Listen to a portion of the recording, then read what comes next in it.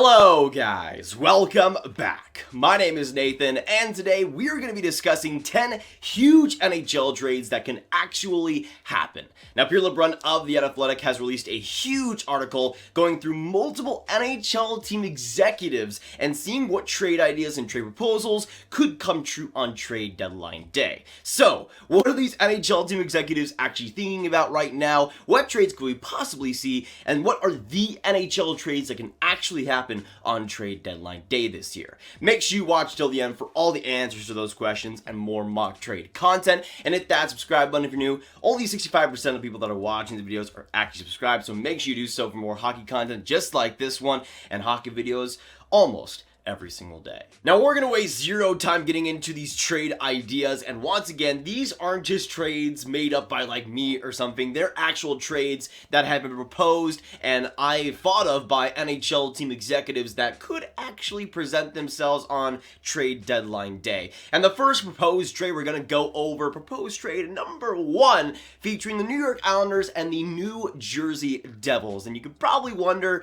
what this trade will end up looking like. When it comes to the proposed trade, the Devils will trade Kyle Palmieri to the New York Islanders in exchange for Kiefer Bellows and a second-round pick. Now, there's a lot to go through here. First and foremost, Kyle Palmieri, the biggest piece of this trade. He would be a rental at first, and he might be a guy that, as the executive also says, could also be extended like they did Pajot last season. But for the Islanders, they have to give up Kiefer Bellows and a second-round pick. That second-round pick likely wouldn't be that great since it would be the Islanders one, and it would be around the 55 to 60 range. So I really don't see it being too much value there. You also have Kiefer Bellows, who's a young prospect, 22 years old, got suspended for PED use last year in the AHL, but has started in the NHL this season and has 3 goals in 12 games played. Not too bad whatsoever, but Kyle Palmieri is still the big piece there. He's a half point per game this year, 15 points in 30 games played. Hasn't been fantastic, has had a down year, but especially to a team that is losing Anders Lee for the rest of the season,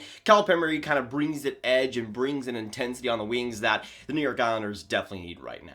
I think the New Jersey Devils should ask for a first-round pick, and I think they could still get a guy like a Kiefer Bellows on top of that. One of the main reasons why Kiefer Bellows was a big part of this trade was because he is expansion fodder, potentially. The Islanders would likely have to give him up in expansion draft, or at least unprotect him, while for the New Jersey Devils, it's a lot less of a managerial load. But now we're going to move on to trade proposal number 2, and in my opinion, one of the most interesting ones that we'll talk about here today. We're going to talk about the Winnipeg Jets and the Nashville Predators exchanging in Mattias Ekholm. When it comes to this proposal, the Predators will end up trading Mattias Ekholm to the Winnipeg Jets, and in exchange, the Jets will have to give up Matteo Perreault, a 2021 first-round pick, and Ville Heinola. Now, this is interesting because with the Mattias Ekholm asking price, there's been a lot of variance in terms of what Nashville's actually looking for in terms of rumors, but I think this is a little bit more spot on compared to what Nashville actually wants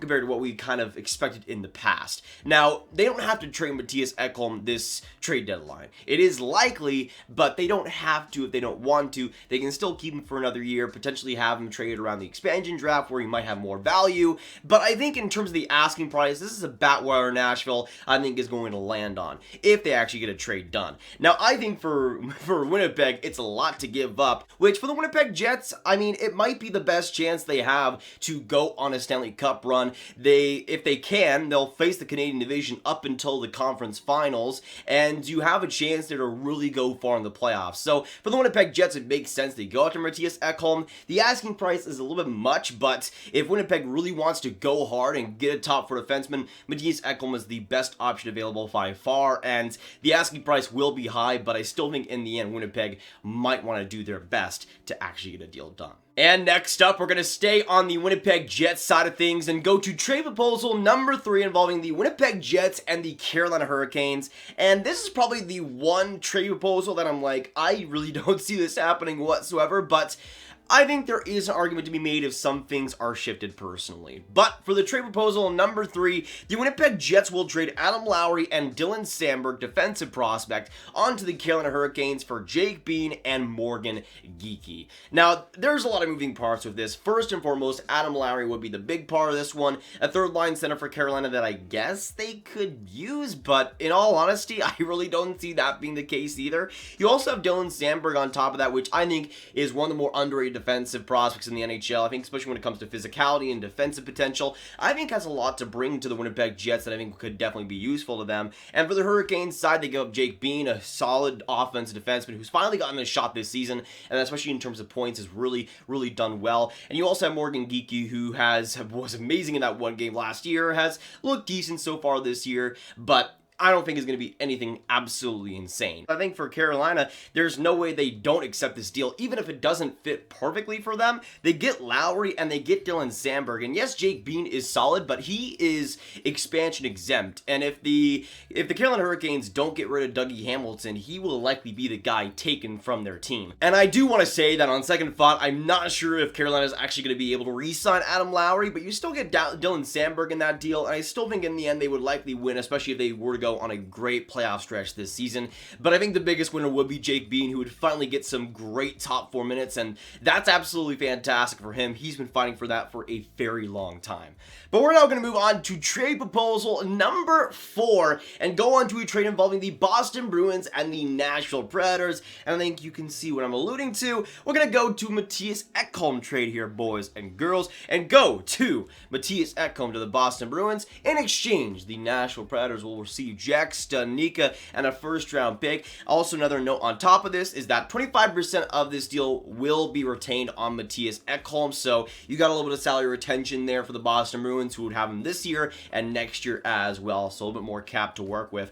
But personally, comparing it to the Winnipeg deal and the Boston deal, I think the Winnipeg Jets have a much better offer than the Boston Bruins do in this one, but I still think there's some value here to get off. First, you have Jack Studnicka, who I think could become a top 6 forward in the NHL if offensively and all around it does develop right, which he's still super young and has had some great AHL career seasons so far, and I think it definitely could go that direction for Nashville. And you also have that first round pick, which likely won't be too amazing, especially in this draft, but I still think does have a lot of potential if the Nashville Predators actually draft right. And of course, you got the 25% on Ekholm, which I don't think will affect the Preds too much personally, but it does affect the Boston Bruins when it comes to the salary cap and making that trade work. But personally, I think the Winnipeg Jets offer is at least a little bit better. Personally, comparing Jack Studnicka and Ville Heinola, Jack Studnicka I think does have potential to be better than Ville Heinola, but I think Heinola has more time and more patience and more overall projectability at the NHL level than Studnicka does personally. But now we're going to go on to trade proposal number 5, and this is probably one of the most out of left field trades in this entire article, but I'm kind of here for it, and I think it makes sense for both teams involved. We're going to go to a trade between the Colorado Avalanche and the Anaheim Ducks, and no, it will not be Rickard Rakell. It'll actually be Ryan Miller as the centerpiece of this deal. When it comes to the Ducks, they will trade Ryan Miller to the Colorado Avalanche in exchange for a conditional 4th round pick in either 2021 or 2022. The Anaheim Ducks would choose which year they would actually want to do that for, and that pick could actually improve to a 3rd round pick if Miller plays 50% of the playoff games on any round, and if Colorado advances to the league semifinals. Now, there is a lot to go through here. One of the big things was what the executive said after this trade proposal, where he said the cap would work, which it would. He has $1 million on his deal. They have $1.7 million the Colorado Avalanche do to work with this trade deadline right now, and I think Ryan Miller would fit perfectly into that. The executive also goes on to say that according to his sources and how he's spoken with different people, that their backup Pavel Franco is a maybe, or Francouz, sorry, is a maybe for the playoffs, and that the backup situation might be a little bit more crusty. That's why they went after Jonas Johansson, who is a terrible goaltender. I still have no idea why the heck they went after him, but Ryan Miller is a much more interesting ad, who hasn't had the greatest year so far this year, but has been a really solid under-the-radar backup for a long time under John Gibson these past couple of seasons, and I think as a backup to Colorado could still be serviceable, especially come playoff time, where Ryan Miller hasn't had that much experience lately, but but has had a lot of experience in the past when it comes to big games and big moments. But now we're going to move on to trade proposal number 6 and move on to the Toronto Maple Leafs and the Nashville Predators involving you-know-who in Mikael Granlund. Now, this is an interesting trade. Let's get into it first and foremost. For the Predators, they will trade Mikael Granlund to the Toronto Maple Leafs. In exchange, the Preds will get Alexander Kerfoot, a 2021 second-round pick, and Philip Hollander. Now, I think there's a lot of moving parts here. First and foremost, one of the big things the NHL executive nails on when it comes to the trade proposal is the cap situation. For Kerfoot, he has 2 more years on his deal, but with Mikael Granlund, he is a UFA after this season, so it would be a pure rental where they can have some more flexibility cap-wise after this year. And Kerfoot was one of those guys throughout these past couple seasons, really ever since he signed that deal with the Leafs,